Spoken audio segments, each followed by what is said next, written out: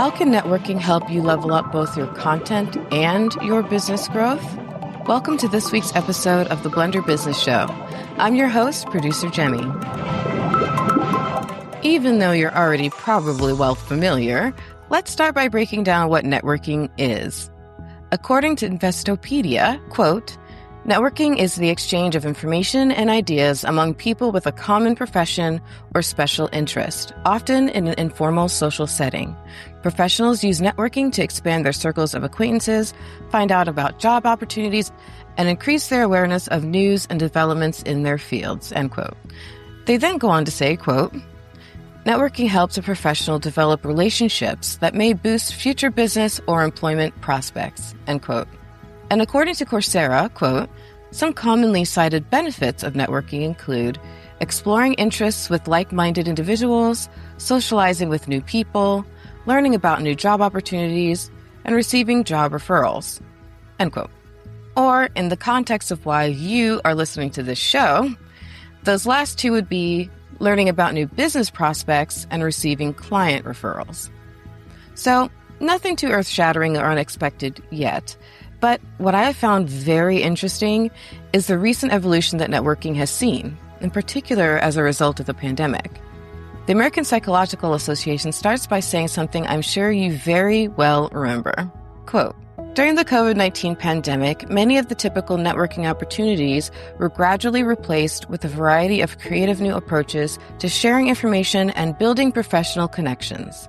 Conversations on LinkedIn increased by 43%, and hours learning new skills rose 80% in the first 3 months of 2021, according to data collected by the platform, end quote.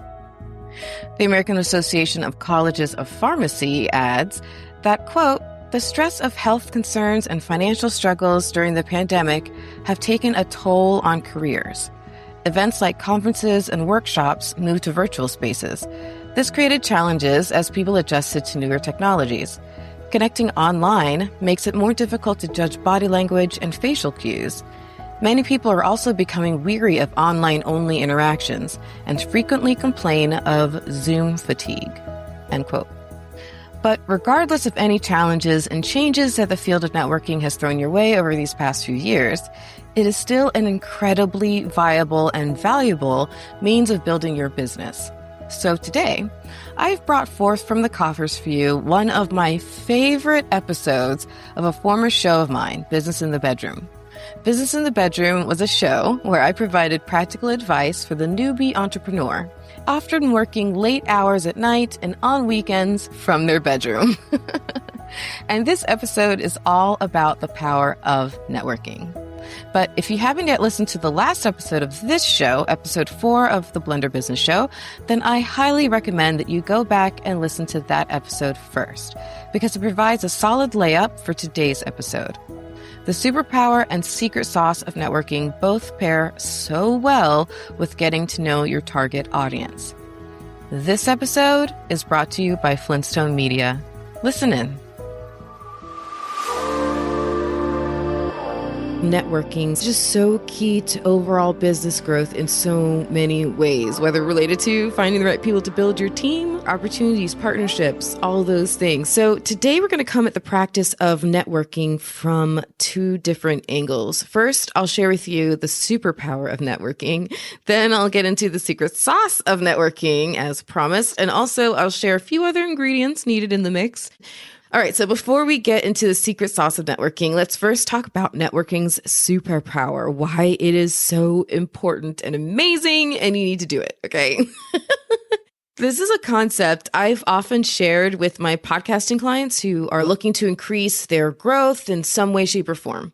And so I've used it now more presently when doing my 15-minute free consultations or whatever. It's a message that's really resonating with people. So of course, I had to share with you too. It's a concept that comes from religion, but the advice really isn't religious. So, okay, Jesus's message spread all across the world, not because he was the only one walking around and telling people about it. No, it worked because he had 12 disciples who believed and walked and spread that message with him and for him. So you need to find yourself some disciples for your brand, people who believe in your message and your mission as much as you do. For example, if you're building a metalworks business that employs veterans, right? Then find organizations that do work to assist veterans. Reach out to the organizers and tell them about your business, set up a call with them to explore possible synergies. Like, you never really know what can come of that and what might create a really good relationship between your brand and their organization that gets them. That's a secret. That's the greatness that gets them talking to other people about your business. Okay. If you have a coaching business geared towards women, then reach out to female-focused entrepreneurship groups and see if you can make a presentation to that group or something like that. Like, not to pitch your coaching, okay, not to do that. You don't want to turn it into an infomercial. Instead, and you want to make sure this is clear when you reach out to the organizers, but you want to present something to the group that can add real value and learning lessons to the people that they're trying to serve. And doing that, if you can set that up, that will in turn translate into some really great leads for yourself as well. As another example, let's say you want to start a business around alternative therapies, right? Perhaps building a relationship with a local spa or a nutrition blogger could lead to, again, a project that you partner on, and that creates an incentive for them to begin telling everybody about your brand. Okay. Create disciples based on your brand's mission. So that's it. That is the superpower of networking, okay? And why this whole conversation on this episode needs to happen. So if that message of finding your own disciples, if that resonates with you and you think that it can resonate with someone else trying to build a business in their bedroom, please share that concept with them too. You are now my disciple, right? And while you're at it, also go ahead and tell them about this whole show. So that'd be great too. Tell them where you heard it. Okay. Ready now to hear the secret sauce of networking? You've waited long enough, all of 4 minutes? I don't know. Yeah, are you ready to hear the secret sauce of networking? Are you leaned in? Ready for this? It's honestly, it's like nothing you have ever heard before. It is earth-shattering and groundbreaking. Are you ready for this? The secret sauce to networking is setting a goal for yourself. Crickets? Crickets? Yeah, that's it. It's that simple. It's not really that earth-shattering. It's really simple. No matter what form of networking you're about to do, setting a goal for yourself can really, really, really help you make the most of it. And you're going to understand why. I mean, I know you're probably thinking, okay, that's not really that big of a secret, Jaime. I don't know. I'm not really getting value today in today's episode. Yes, I know. But also, exactly, right? Sometimes the best lessons are the most simple and obvious because the concept of it is something that genuinely works in so many aspects of our lives. But until we apply that concept to a particular problem, like networking, sometimes that truth isn't so obvious. So let's take a second to actually give a more of a concrete definition to the word networking, because networking can really mean so many different things. And it can mean any of these things to you that I'm about to list, or perhaps something that I'm not about to list that I didn't even think of that applies to you and your business. So networking can be attending conferences. It can be your social media engagement, one-on-one exploratory calls, like I was just mentioning before. It can be participating and joining up with meetup groups. It's the participation in sales calls. It's industry functions, alumni association functions, board meetings. I mean, it really can mean so many different things. Even PTA meetings, depending on what kind of business you do, PTA meetings can be a great networking opportunity. So yeah, setting a goal for yourself though can really, really, really, really, really, really help you make the most out of whatever networking opportunity you find yourself in. And the goals can also look very different from space to space. But here are some examples to consider. Saying to yourself, for example, I'm going to make sure I initiate a conversation with at least 5 different people. I'm going to pass my business card to 50 different people.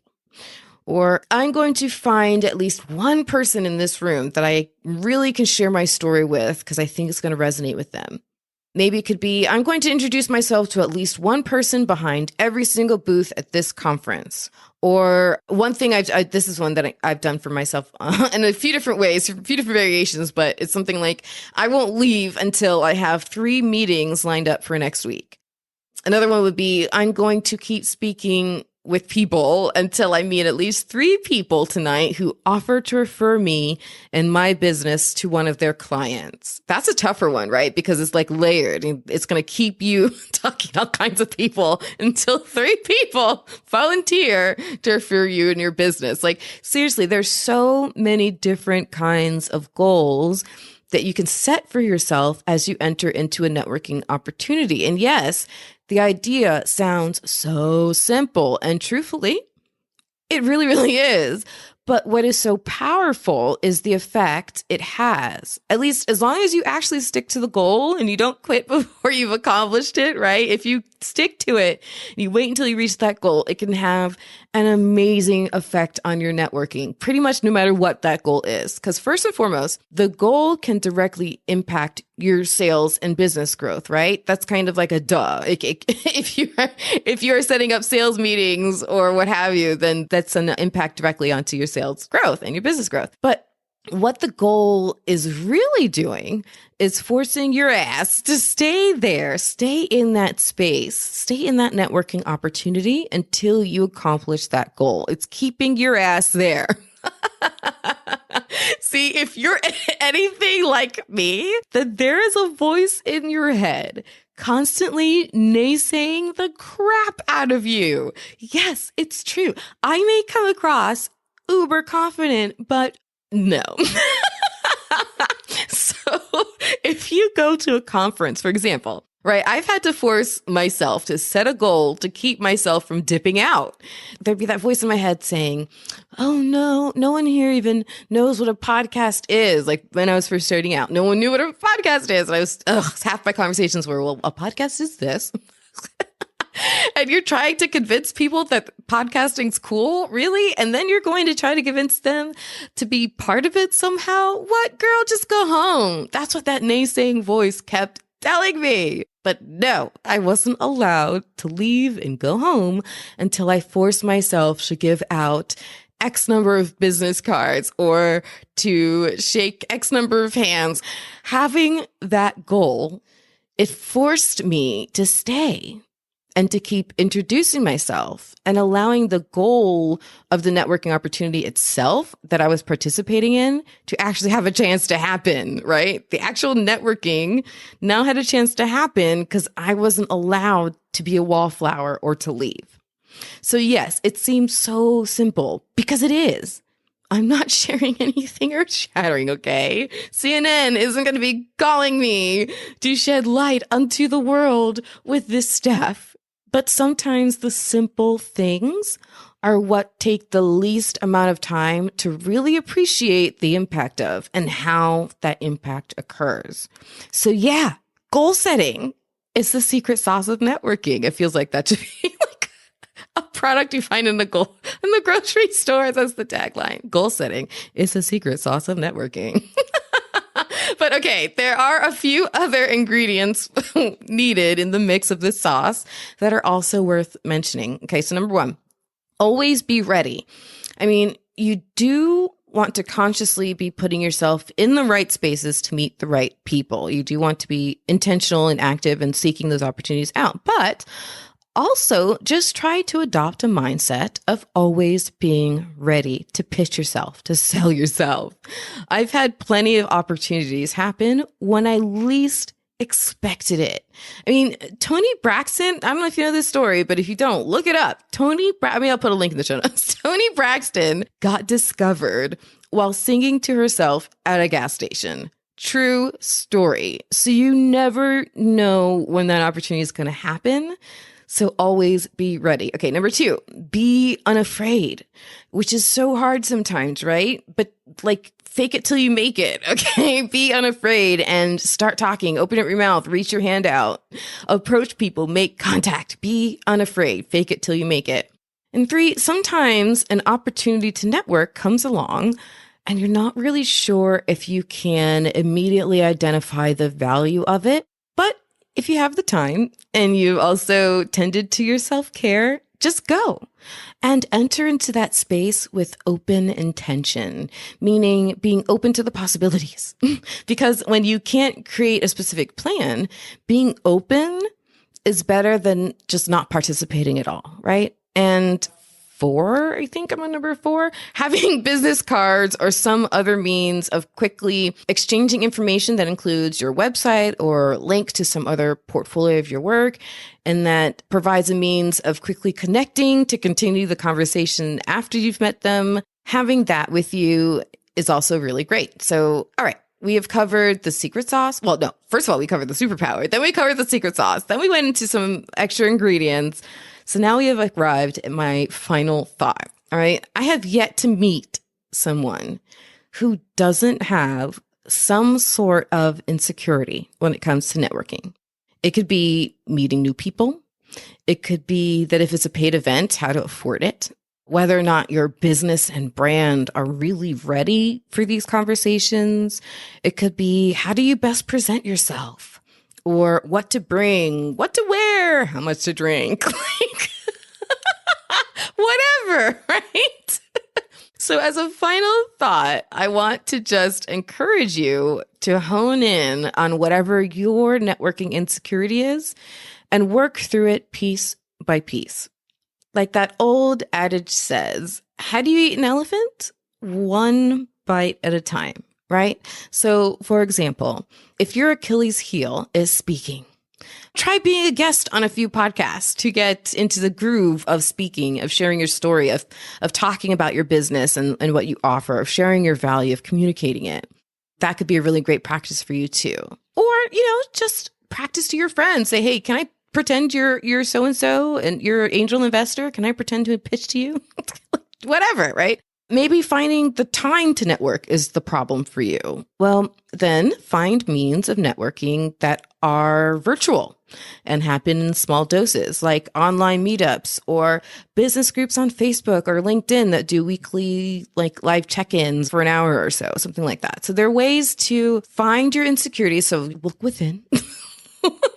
Look within thyself, find your insecurities, and then think about ways that you can kind of chip away at it little bit by little bit, okay? Because networking is so important. You don't want to get in your own way with it. So, yeah.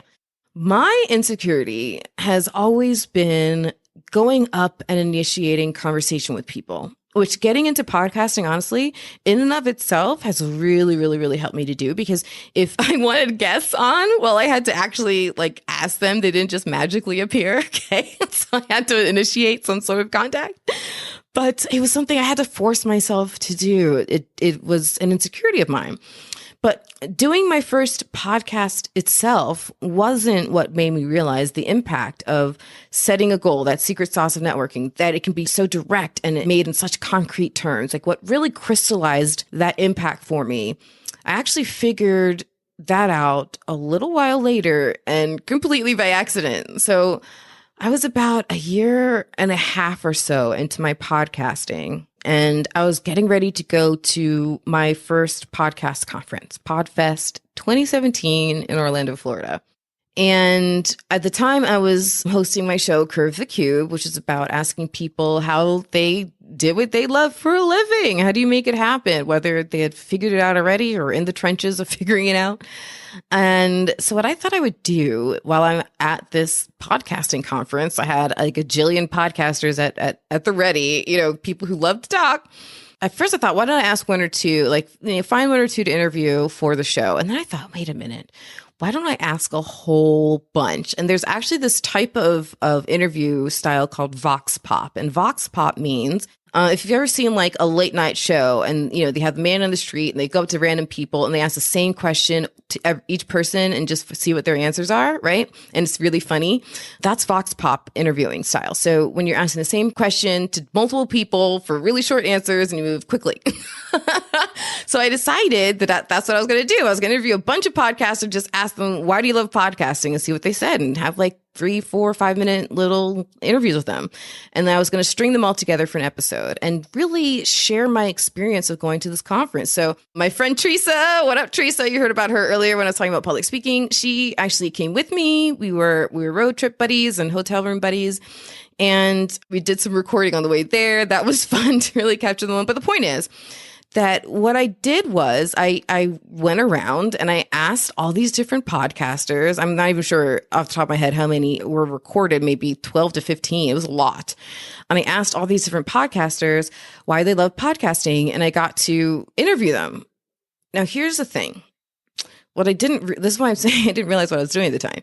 I was accidentally networking because I was meeting a whole bunch of people in my industry, and not only meeting them within that industry, but also just by nature of what I do and what I was doing, got to meet them within the context of practicing the trade, which is really cool, by interviewing them for a podcast. So I was meeting all these different people and just really networking, and it was a lot of fun. And then I knew they were all going to be captured into this one show. And I mean, this was the most brilliant move that I accidentally made ever. Ever. Okay. Well, I think it was the last night of PodFest, they had their awards ceremony. And these two gentlemen, Glenn and Gabe, received their awards back to back. Gabe first, Glenn right after. And Glenn was like the man, tall cowboy hat wearing guy. He's often the keynote speaker. He was like the guy that anytime he saw a crowd, he was in the middle of it. He wanted to talk to Glenn. And Gabe got an award because of this Pay It Forward program, which you'll hear about in a future episode, that it was just an inspiring thing. So they got these awards. So they come off stage, and me not being shy or forcing myself not to be shy, however I remember it, walked right up to them, these two biggest pillars in the room, and said, "Hey, can I interview you real quick?" So we went outside. I interviewed them together for this episode, and it was like 5 minutes that changed my life. Point blank, period. Because at the end of that conversation, and I've never been more upset with myself for turning off the recorder. But at the end of the conversation, I clicked the recorder off, and then they started talking with each other about how great I was. And I couldn't believe it. I'm like, what Twilight Zone episode did I just walk into? This amazing. And so, but what happened is, because I had a reason, I created a reason to speak with them that they wanted to participate in, that they were willing to then participate in. We spoke to each other. And then they got to hear my story and learn about me, and I got to know them. We exchanged cards. Glenn ended up offering to mentor me. Fast forward maybe 3 more months, I ended up being hired. Yes, I said hired by the Horse Radio Network as their production coordinator. Fast forward another year, get promoted to production manager. And I mean, just my life has never been the same. Glenn ended up helping me big time when Florida Podcast Network, which I own, was getting off the ground, and helping me with the flagship show, Finding Florida. And he was my travel companion and co-host on all those adventures all over the state. Seriously, I do a trapeze class, guys. I do a trapeze class on that show, and swim with manatees and all kinds of other great things. Highlight, all kinds of stuff. Anyway. This isn't about Finding Flora. I digress. So my point is that going to that conference and setting a goal for myself of meeting all these people, and that I knew I wanted to create an episode out of this. So I had a goal set, and I executed it, and I didn't allow myself to stop meeting people until I felt satisfied at the number of interviews I had collected, until I felt like the goal had been completed, right? But what it did was it allowed me to meet all these people, and it set into motion so many amazing, wonderful things for me, for my business. I can't even begin to say enough. I just can't even begin to say enough. So I actually will include a link to show notes to that episode so you can hear the magic happen in real time. It's absolutely fascinating, but please forgive the sound quality because I was still learning. But here's what else happened, right? That also established, because I got to meet so many people at this conference, the best independent podcast conference around, I got to really get to know them. And over the years, they've now become like another family to me. They have helped me grow my business in ways that I can't even begin to describe, ways that I couldn't have begun to imagine before I set this goal, right? You can't tell where it's going to lead you. But oh my gosh, like it's led me to so many speaking opportunities on their stages, in their panels, even being a keynote speaker for them on the big stage. I got to win their 2020 Podfest High Achiever Award. It's hanging up in my studio, right? But drum roll, please. Glenn the Geek from Horse Radio Network, the aforementioned Glenn, and I co-hosted a podcast from Podfest. Yes, that's right. The Podfest branded show with Glenn. So, eek. Yay. I mean, my goodness. But none of it would have happened if I hadn't created a goal for myself. When I got to my first Podfest in 2017 and networked the shit out of it, okay? By setting a goal for myself and not stopping until I hit that goal. And actually, the final person, after everything with the events wrapped up, after the final balloons fell from the ceiling or confetti or however they ended the night, the final person that I interviewed for that episode was Chris Kremitzos, the founder of Podfest himself, who is now owning this podcast that I'm going to be co-hosting. It has been incredible, and none of it would have happened if I hadn't set that goal, and I didn't even know that that was what I was going to do for myself.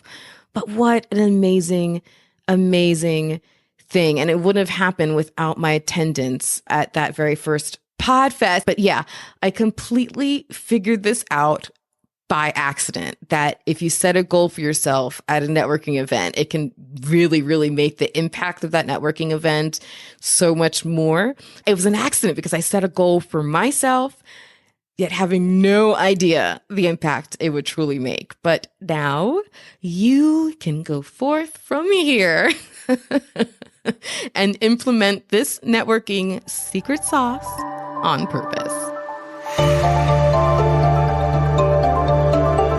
So welcome to my sticky note quickie for this week's Blender Business Show. So now that you know both the superpower and the secret sauce of networking, I'm sure you're all geared up and jazzed to start doing a bunch of it. But how do you find ways to network? And then how do you prepare for them? So first, finding them. Well, there are ways to let a lot of those opportunities come to you. Sign up for as many newsletters as you can handle while still maintaining your inbox sanity. For example, you can go to flintstonemedia.com/contact to sign up for ours. I'm just saying. But newsletters are often the first place where organizations announce upcoming events.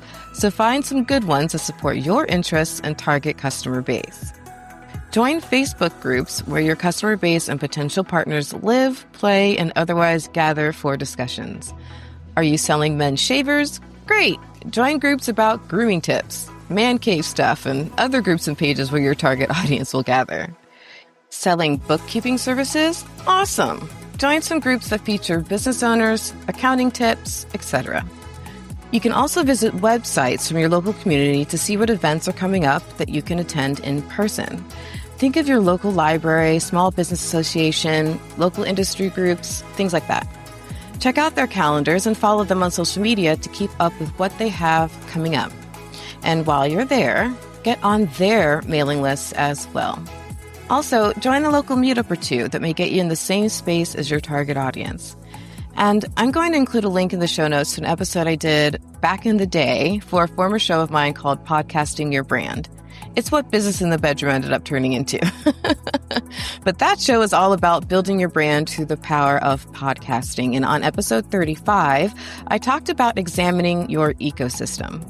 The intention of that episode was to take the listener through a process that would help them establish a healthy list of potential guests, partners, sponsors, etc., to launch their show on a very solid footing. But the exercise that it takes the listener through can really help you as well. It breaks down the 5 categories of your ecosystem, helping you think through who belongs to yours. And for the context of this show, it can help you set yourself up with a solid networking strategy by giving you a list of people to begin conversations with right away. So check out the show notes for that link to episode 35 of Podcasting Your Brand. But there are also ways to create your own networking opportunities, such as creating your own meetup group or creating webinars. But that's a bit beyond the scope of this sticky note, so we'll put a pin in that for a future episode. And moving on to preparing for networking, I have to start with the simple notion of just always being prepared for networking.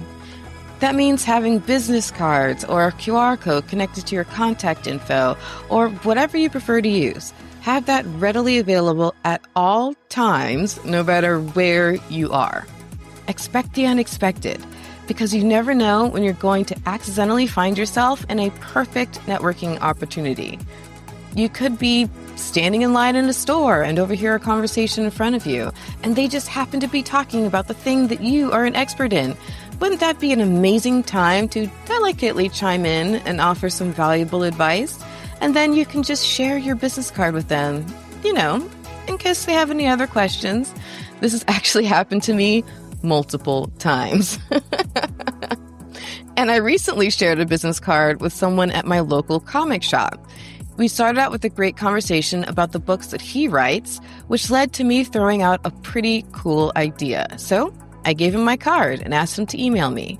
Well, when I tell you that has turned into an ongoing conversation that looks like it's leading to even bigger things than I ever could have anticipated, I'm still pinching myself. And it's a story that I intend to bring to you a little later as things are still in the works. But I have a feeling it's going to be big. And it all started because I am always prepared with some business cards. But I also want you to be intentional in hitting the pavement to find yourself some networking opportunities. The tips I'm going to be sharing in this sticky note can be best applied or adapted for certain types of networking situations, such as in-person events, virtual events, meetups, social events and parties, and community events, especially those that are organized by an SBA, a small business association, local government branch, or a charity. And I'm going to split these into 2 categories. We'll call them hub and spoke. Hub opportunities are ones where you're a speaker, host, MC, organizer, etc. In other words, you are part of the planning and programming of that event in some way, shape, or form. I've had the honor of being a speaker, panelist, MC, and organizer of various events over the years. And not only is it great overall exposure and a ton of fun, but those also create wonderful spaces for networking as well. There are a lot of networking-related opportunities that are generated during the planning phases of events, but once again, that is beyond the scope of this sticky note.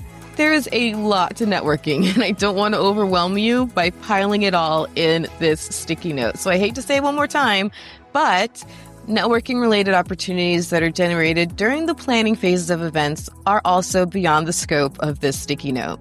I do have an upcoming episode planned where it will be perfect to share those ideas, so expect that to come down the road. But back to what's in scope for this sticky note. If you're speaking at an event and are using slides, then be sure to have calls to action in those slides that allow people in the audience to easily follow up with you. And really drive home the value of them doing that so that they go to your website, follow your social media account, scan your QR code, whatever. And when putting your presentations together, be especially sure to note on your last slide, the slide that will stay up during your Q&A, put your contact information up on there. You can also have a short bullet list of reasons why people would want to follow up with you later.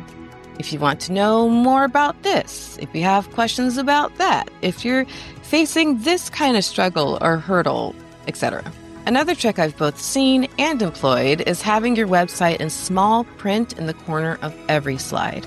Not only is it then ever present while you're up there speaking, but if the people in the audience take any pictures of your slides in order to capture that great tip or data set or whatever it is that you've included, then it's captured with the URL, where they can then get in touch with you to gain even more information and possibly work with you.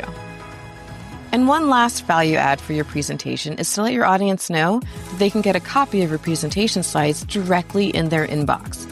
All they have to do is to sign up for your newsletter, DM you on social media, or whatever call to action makes sense for you to keep the conversation going. And after your presentation is over, be sure to decide ahead of time that you're going to spend X amount of time in the hallways afterwards. That way, if people have more questions for you, you can keep the conversation going when the iron is hot, and without tying up the room for the next speaker. You can even further this effort by deciding on a later time in the event schedule when you'll be available at a particular location at that venue, say a seating area in the hallway or an on-location bar or wherever, and invite your audience to meet you there for some extra fun and conversation. I would also advise that you plan that time very strategically by looking at the rest of the event schedule and trying to predict when most people will be fairly free, yet still on site. And lastly, try not to reserve all of your networking time at your hub events for potential customers. Make sure you save some of that time for your peers. These would be fellow speakers, the event organizers, and others involved in the behind the scenes of things. This type of networking will be very different, but just as, if not even more, important than your general hallway mingling. By shaking hands with your peers, you will form connections that could be parlayed into future speaking engagements, possible partnerships, and other such things that can lead to big up levels of your business. In fact, there are oftentimes pre-scheduled meet and greets already planned for the speakers at an event, so be sure you're aware of any such thing. Get your pass for it and wrap the rest of your schedule around it. So that's how to prepare to network at hub networking opportunities. But what about spoke networking opportunities? What the heck are they? With spoke networking opportunities, these are times when you are not otherwise involved in the planning or programming of the event. Rather, you're an attendee with free open range. Look ahead to the event's schedule, especially in the case of conferences, as there are often multiple tracks happening at the same time, so you want to figure out ahead of time where you want to be and when. This will allow you to maximize your time outside of the speaker rooms, and that is very important. For one, you'll want to have time to run into those speakers that you wanted to ask a few more questions from, if you didn't have a chance right after their presentation. Plus, you'll want time to head to the vendor area and see what they have going on. There could be a new product or service offering just waiting to solve a problem or further growth in some way for you. And some of my best partnership opportunities have come from getting to know the vendors at an event. So be sure to give yourself time to try and meet them all. And when you're networking as a general attendee, you simply just want time in the hallways. Talk to other attendees, ask questions, let them know what you're working on, and exchange contact info so you can follow up with them later. And regarding that piece of the puzzle, you can end up with a pretty healthy to-do list after attending an event, especially a conference where you're visiting lots of rooms with lots of speakers and writing down a lot of notes. So be sure to set aside at least about a half a day after the event, not doing any of that, not doing anything regarding what you've learned or the notes that you've taken. Instead, you're going to take that half a day after the event to do some intentional follow-up with those people that you've met.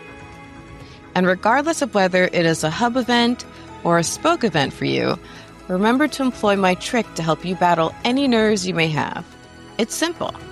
Set a reasonable goal and force yourself to stay at the networking event until you've hit that goal.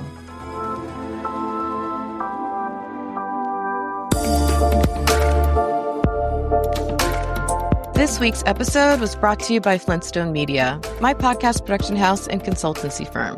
In fact, you can email us at blender@flintstonemedia.com.